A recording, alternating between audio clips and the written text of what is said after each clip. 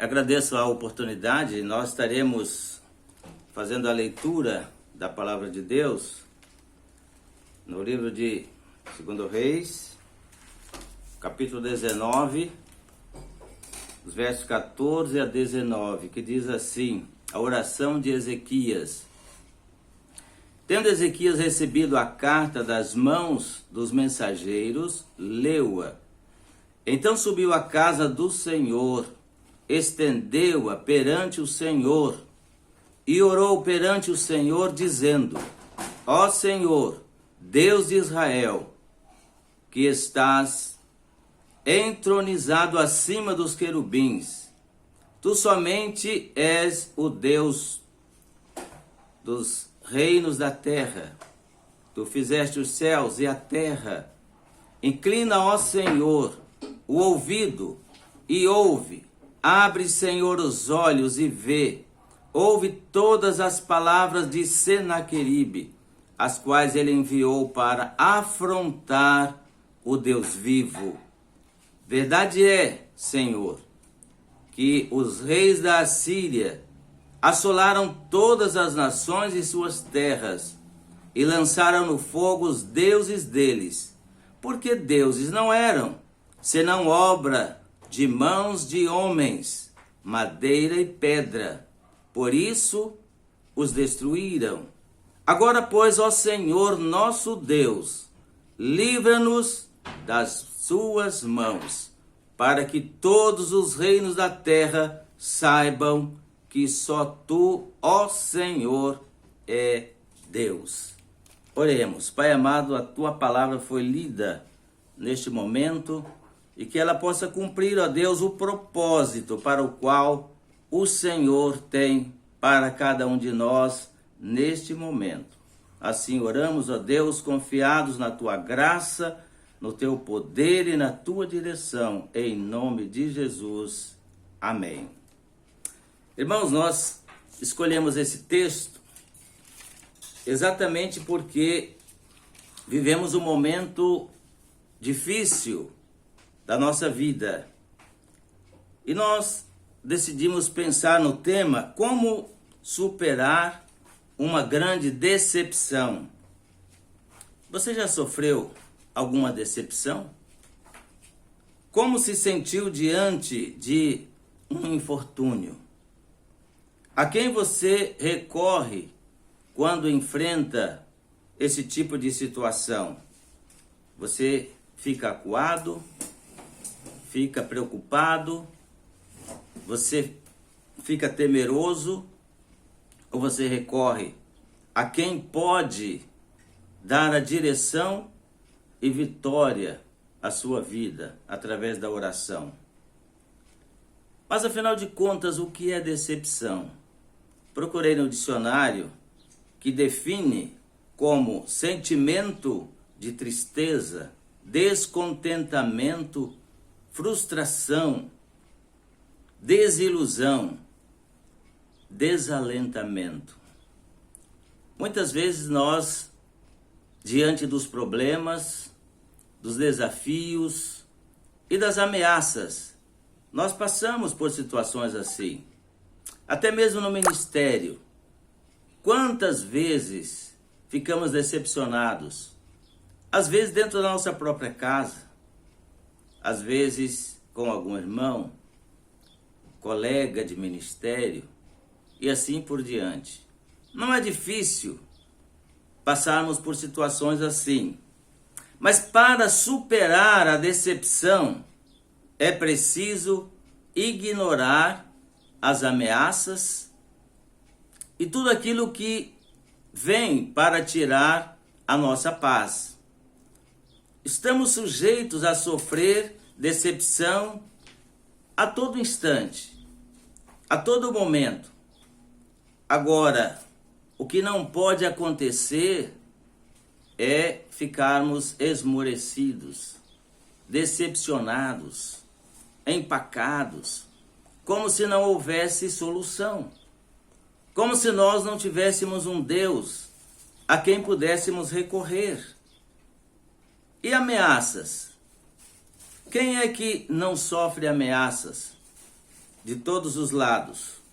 Em determinadas situações, as ameaças até parecem mais duras, mais terríveis do que a própria ação efetiva. Porque quando alguém nos ameaça, você não sabe o que ele fará, quando fará e quando cumprirá a ameaça. Então, nesse tempo entre a ameaça e a execução, você vive aflito, preocupado, ansioso. Quando é que ele vem?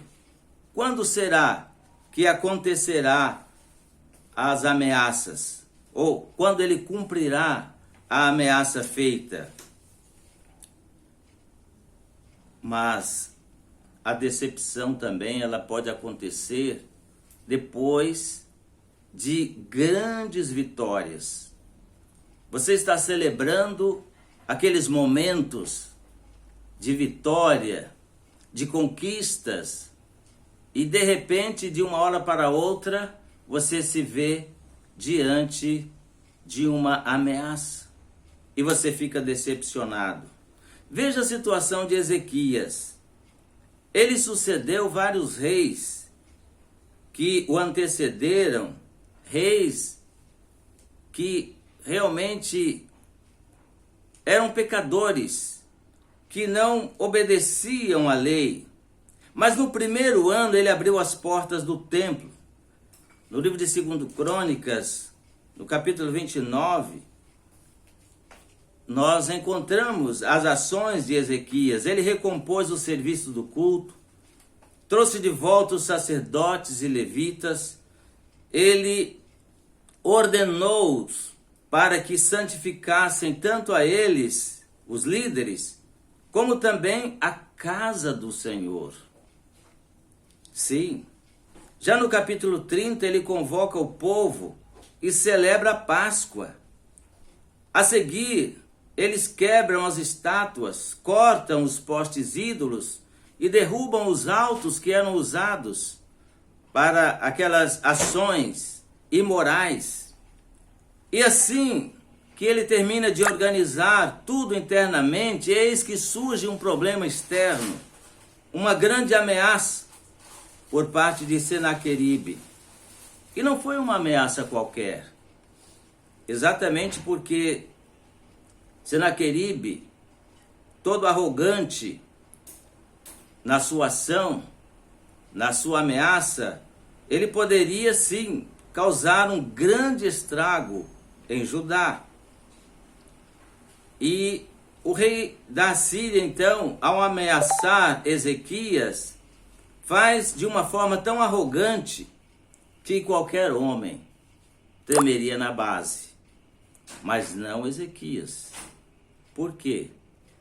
Porque ele recorreu a quem poderia livrá-lo. Ele buscou ao Senhor, ele orou ao Senhor. O rei Ezequias exagerou em sua autoconfiança, tanto por tudo que ele havia feito com as demais nações, quanto pelo total desconhecimento do Deus de Israel. Ah, irmãos, aqueles que nos ameaçam, aqueles que nos afrontam, eles o fazem porque eles desconhecem o nosso Deus. Eles não sabem que nós somos as meninas dos olhos de Deus. E Deus nos tem gravado nas palmas das suas mãos. E nós sabemos que somos muito especiais para Deus. Não por aquilo que somos, mas pelo amor que Ele nos concedeu. E por mais que Senaqueribe tentasse cantar de galo pelos feitos contra os seus oponentes, Ezequias ignorou completamente suas ameaças, não porque elas não fossem reais, porque ele contava com o Deus de Israel, que lutaria pelo seu povo e não deixaria o rei de Israel na mão, você está decepcionado? Está com medo? Você está ansioso por alguma coisa?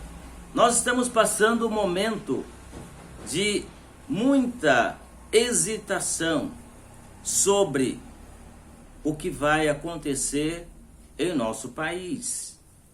Mas eu quero dizer para você, não fique amedrontado, preocupado, ansioso. Espera em Deus, como disse o salmista, pois ainda o louvarei. Amém. Nós temos um Deus que nos protege em toda e qualquer circunstância. Por isso não devemos temer o que nos possa fazer o homem, como disse o salmista. Então, voltemos para o que aconteceu aqui quando o rei Ezequias enfrentava o maior desafio da sua vida. Ele não se esqueceu de que havia um Deus que lutaria por ele. Assim como nós também não podemos nos esquecer que temos um Deus que luta pela igreja, que luta pelas famílias, que luta pelos pastores, pelos seus profetas, que luta por você. Então não pode haver nada, mas absolutamente nada que possa tirar a nossa paz, a nossa alegria, a nossa confiança e a nossa esperança, que não está em instrumentos físicos, materiais, bélicos, por mais poderosos que sejam, porque nós temos um Deus que é conhecido como Deus dos exércitos, o Deus que vence todas as batalhas, e com ele não há hesitação, não há poder capaz de superar a sua força, o seu poder, a sua majestade, a sua glória. Em segundo lugar, para superar uma decepção, é preciso confiar inteiramente no Senhor, assim como fez Ezequias. Mas o que fazer quando não temos forças, não temos condições para enfrentar a oposição daqueles que nos decepcionam, que nos ameaçam, que tentam tirar a nossa paz? Ao ouvir as ameaças de Senaqueribe, as atitudes de Ezequias foram fundamentais para obter uma vitória completa e total. A primeira atitude foi de humildade. Como nós precisamos ter essa atitude diante de Deus? Às vezes nós nos humilhamos tanto diante dos homens, mas receamos nos humilhar diante de Deus. Humilhai-vos, pois, diante de Deus, porque a seu tempo Ele nos dará vitória. E o rei, em sua humildade, rasgou as suas vestes, cobriu-se de pano de saco. E a segunda atitude foi de confiança no Senhor. Sim, o rei refugiou-se na casa do Senhor. Ali era o lugar da habitação do Deus de Israel. Ali era o símbolo da presença de Deus. Hoje nós temos o Espírito Santo que nos acompanha aonde quer que estejamos. Podemos nos refugiar à sombra de suas asas quando sentirmos ameaçados, amedrontados, preocupados. E então ele vai ali na casa do Senhor e faz esta oração maravilhosa. Todas as vezes que houver decepção, ameaça, é imprescindível que você busque ao Senhor. Ezequias era rei, não era profeta, mas ele manda alguém buscar o profeta de Deus, o profeta Isaías. E chegando o profeta, o homem de Deus, disse para o rei: assim diz o Senhor, assim diz o Senhor, não temas por causa das palavras que ouviste, com as quais os servos do rei da Assíria blasfemaram de mim. Eis que meterei um espírito, e ele, ao ouvir certo rumor, voltará para a sua terra, e nela eu o farei cair morto à espada. Segundo Reis 19, 6-7. A palavra profética sempre traz alegria, esperança, confiança. Se você é profeta e fala em nome de Deus, você sabe disso. Mas se você não puder exercer naquele momento como profeta de Deus, mande chamar um, porque o profeta sempre traz esperança, sempre traz uma palavra de Deus para acalentar, para dar confiança, para trazer esperança ao coração aflito, como fez com o rei. Deus sempre liberta o seu povo, Ele sempre o fez, Ele sempre faz e Ele sempre o fará. A solução para toda e qualquer decepção ou ameaça não está em nossa experiência de vida, não está em nossa religiosidade, na nossa tradição ou em qualquer outro ato humano, mas sim no justo e santo e poderoso Deus. Sim, Deus é sempre perfeito em seus caminhos. Como disse Tiago, com ele não há mudança, nem sombra alguma de variação. Deus não muda, ele é sempre o mesmo, hoje e sempre. Precisamos entender também que a vontade de Deus é sempre boa, agradável e perfeita. Precisamos manter a coerência e não simplesmente a aparência de religiosidade, a aparência de que temos fé, mas que temos realmente uma fé efetiva, uma fé vigorosa num Deus Todo-Poderoso. Precisamos demonstrar isso para aqueles que nos perseguem, para aqueles que nos maltratam, para aqueles que nos ameaçam. Porque nós sabemos em quem temos crido e sabemos que é poderoso para guardar o nosso tesouro até o dia final. Irmãos, estava preparando essa mensagem, estava ouvindo este lindo hino que nós cantávamos sempre: Deus cuidará de ti, 344. Eu encerro com esta mensagem deste hino: aflito e triste coração, Deus cuidará de ti, por ti opera a sua mão, que cuidará de ti. Na dor cruel, na provação, Deus cuidará de ti. Socorro e salvação, pois cuidará de ti. A sua fé, Deus quer provar, mas cuidará de ti. O teu amor quer aumentar e cuidará de ti. Nos seus tesouros tudo tens, Deus cuidará de ti. Terrestres e celestes bens, e cuidará de ti. O que é mister te pode dar, quem cuidará de ti? Nos braços seus te sustentar, pois cuidará de ti. Sim, Deus cuidará de ti. Em cada dia proverá. Sim, cuidará de ti. Deus cuidará de ti. Amém.